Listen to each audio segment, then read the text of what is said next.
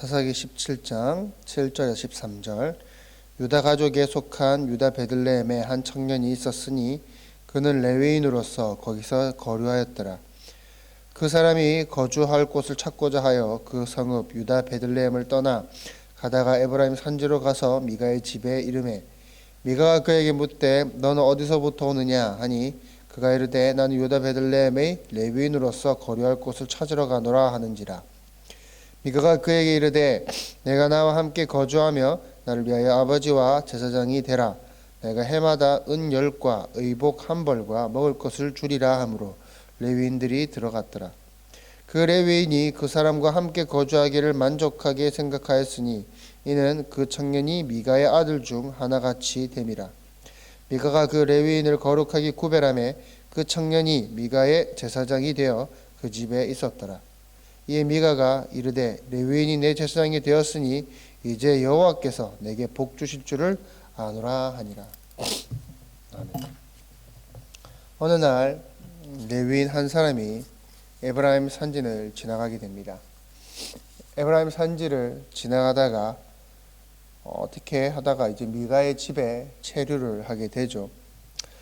고향을 떠나서 살 곳을 정착할 곳을 찾던 중에 결국에 가게 된 곳은 미가의 집입니다. 미가의 집에 머물기로 한 그 결정의 이유는 10절에 보면 나와 있습니다. 미가가 그에게 이르되 내가 나와 함께 거주하면 나를 위하여 아버지와 제사장이 되라. 내가 해마다 은 10과 의복 1벌과 먹을 것을 주리라 라고 나옵니다. 레위인은 머물 곳과 일자리를 찾던 중이었습니다. 그가 미가의 집에서 머물기로 한 까닭은, 가장 큰 원인은 미가가 제시하는 그 연봉이 마음에 들었기 때문이라는 거죠. 해마다 은 10, 그리고 의복 1벌, 그리고 식물을 주겠다라는 겁니다.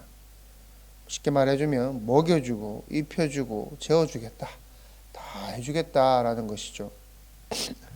거할 곳을 찾는 자에게, 사람에게는 실로 이러한 조건이 참 괜찮은 조건인 것 같습니다. 이 레위인이 어떠한 자인지는 명확하게 나와 있지 않습니다. 알 수가 없습니다. 이름도 나와 있지 않습니다. 그런데 이제 17장에서 18장까지 등장하는 것도 이제 주인공도 레위인입니다. 19장에서 20장에서도 또 레위인이 중심적으로 이야기가 나옵니다. 그런데 이 레위인들에게는 공통점이 있습니다. 그 공통점이란 뭐냐? 우리가 생각하는 그 레위인답지 않다라는 것이죠. 레위인들은 어떤 자들입니까? 이스라엘 가운데 이렇게 퍼져 있는 제사장으로서 또한 소금과 같은 역할을 하는 지파다라는 것입니다. 하나님께서 주신, 하나님께 대한 그 제사의 업무를 주로 담당하는 사람들이 레위인들이죠.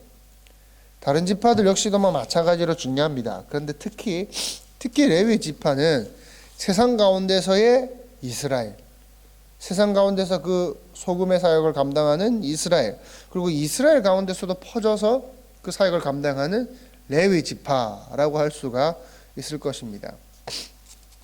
이러한 제사장과 같은 아주 중요한 역할을 감당해야 하는 자들이 레위 지파입니다. 그러나 사사기 후반에 보면 등장하는 이들의 모습을 보면 그런 것 같지가 않습니다. 하나님은 룻기를 통해서, 이 사사기 룻기를 통해서 진짜 왕 예수 그리스도를 등장시키기 위해서, 진짜 왕 예수 그리스도의 다스림을 나타내기 위해서 다윗을 등장을 시킵니다. 그래서 이제 그 예수 그리스도를 상징하는 다윗을 등장하기 전에, 이제 이 사사기 후반에 그 직전에 왕이 없는 시대가 어떠하였으면 뿌리부터 썩고 있음을 보여주고 계시다라는 겁니다. 그 레위인이라고 하는 단순한 익명을 통해서, 이렇게 많이 등장하지만 레위인이라고 하는 그 단순한 익명을 통해서 레위 지파 사람들마저도 이렇게 썩었다라고 하나님께서 집중적으로 이 후반에 보여주고 계신 것이죠. 레위인은 다른 것도 아니라 그 경제적 원리에 의해서 제사장직을 수락하게 됩니다. 우리가 그가 이를 얼마나 잘 수행했는지는 사실 잘 알 수는 없습니다. 그러나 이어지는 이야기를 계속 보면 단 지파가 그를 스카우트해 가죠. 단 지파가, 한 지파가 그를 스카우트해 갈 정도입니다. 오늘날 목회자들과 성도들이 얼마나 그 세상적인 원리에 의해서 움직이고 있습니까? 우리의 모습과 어쩌면 실로 똑같은 이야기다라는 거죠. 미가는 그 레위인을 제사장으로 삼은 뒤에 이제 13절에 보면 레위인이 내 제사장이 되었으니 이제 여호와께서 내게 복 주실 줄을 아노라 하니라. 누가 보아도 레위인의 관심은 경제적인 부분에 있습니다. 경제적인 부분에 그 관심이 있습니다. 그런데 또 미가의 관심은 복에 있습니다. 복. 그는 복 받는 것에 관심이 있습니다.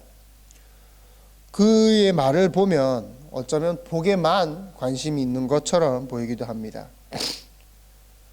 지금 오늘날의 교회가 부딪히고 있는 문제도 그러한 것 같습니다. 오늘날 우리 한국 교회의 이 땅에 있는 교회의 모습을 그대로 지금 보여주고 있다라는 겁니다. 재물, 물질, 경제적인 것에 관심이 있고 또한 복 받는 것, 잘 되는 것에 관심이 있다라는 겁니다. 17장에서 보여주고 있는 이 두 가지 핵심되는 단어가 있습니다. 돈 그리고 복입니다. 돈 이야기에서 시작해서 복을 비는 곳으로, 그리고 다시 돈 이야기에서 시작해서 복을 비는 곳으로 이야기가 끝이 납니다. 우리는 이러한 것에만 관심을 갖고 있는 목회자들과 또 예배자들을 우리는 쉽게 볼 수가 있습니다. 하나님의 다스림을 거부한 그 세대의 민낯을 낱낱이 보여주고 있는 것이죠. 어쩌면 우리 안에서도 물질적인 생각, 그 기복신앙으로 가득 찬 그 모습이 있는 것은 내 안에 내가 하나님을 인정하지 않고 있기 때문일지도 모릅니다.